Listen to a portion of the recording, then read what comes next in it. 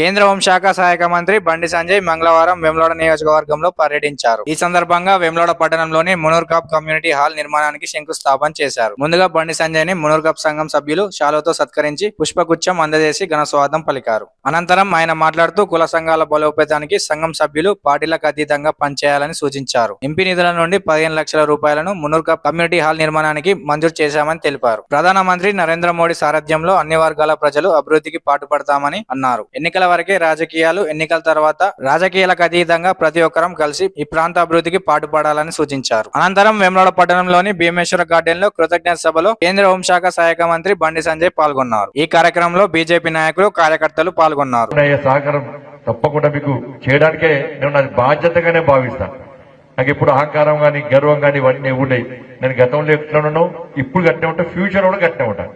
అట్లా అనుకుంటే జర మైండ్కే తీసేరండి. ఎందుకంటే ఎప్పుడు నమ్ముతూనే ఉంటాను. నేను నాకు ఇబ్బంది ఉంటే నా ఇబ్బంది గురించి మీ మీద రుద్దలేను.